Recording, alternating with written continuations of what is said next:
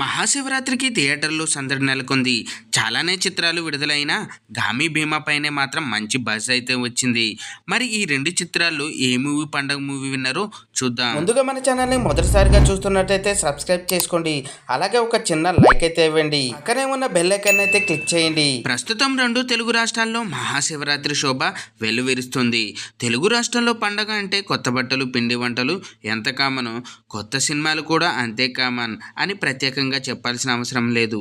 మనకు పండుగ అంటే ఆ రోజు థియేటర్లో ఒక కొత్త సినిమా చూస్తూనే పూర్తవుతుంది.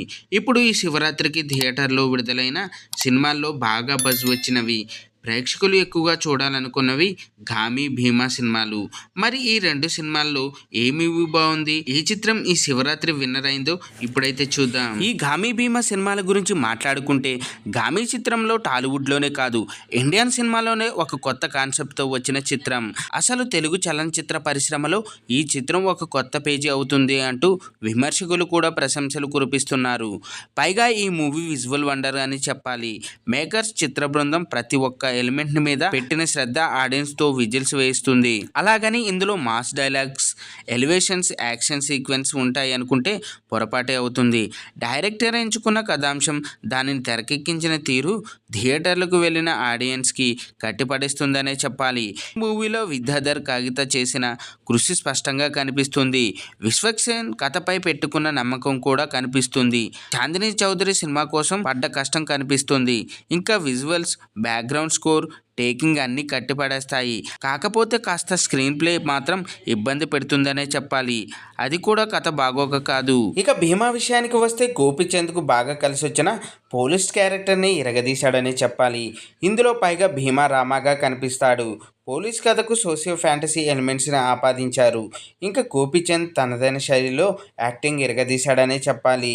సినిమాని మాస్ ఆడియన్స్ని టార్గెట్ చేస్తూ తీశారనడంలో ఎలాంటి సందేహం లేదు. ఈ సినిమా టేకాఫ్ అయిన 15 నిమిషాల నుంచి మంచి ఫీల్ అయితే వస్తుంది. కానీ హీరో ఎంట్రీ తర్వాత క్రమంగా ఆ హై తగ్గుతూ వస్తుంది. అందుకు కారణం మాస్ ఎలివేషన్స్, ఎస్టాబ్లిష్మెంట్స్, షార్ట్స్ రొటీన్గా ఉండడం వల్ల. ఎంత కమర్షియల్ సినిమా అయినా మాస్ ఆడియన్స్ని మెప్పిస్తూ ఆ మూవీ ఎక్కడికో వెళ్ళిపోతుంది. భీమా కరెక్ట్గా కనెక్ట్ అయి ఉంటే గామిపై ప్రభావం గట్టిగా పడేది. కానీ భీమాని సంబంధించిన ఓవరాల్గా మంచి మార్కులే పడుతున్న గామితో కంపారిజన్ వచ్చేసరికి మాత్రం భీమానే కాస్త తగ్గుతుంది. ఏ సినిమాకి ఆ సినిమా తీసుకుంటే రెండింటి మార్కులు మంచి పాజిటివ్ టాక్ అయితే వస్తుంది. కానీ రెండిటిలో ఏది బాగుంది అంటే మాత్రం గామి సినిమా ఒక మెట్టు పైకి ఎక్కుతుంది. భీమా మాత్రం తూకంలో కాస్త తగ్గుతుంది. మరి గామి వర్సెస్ భీమాలో ఏ సినిమా బాగుంది? మీరు ఏ సినిమా చూశారు? మీకు అది ఎలా అనిపించింది? మీ అభిప్రాయాలను కింద కామెంట్స్ అయితే తెలియజేయండి. చూసారు కదా ఫ్రెండ్స్, ఈరోజు టాపిక్. ఈ వీడియో కనుక మీకు నచ్చినట్టయితే లైక్ చేయండి, మీ ఫ్రెండ్స్తో షేర్ చేసుకోండి, ఎలా ఉందో కామెంట్ పెట్టండి. అలాగే సబ్స్క్రైబ్ చేసుకోవడం మాత్రం మర్చిపోవద్దు ఫ్రెండ్స్.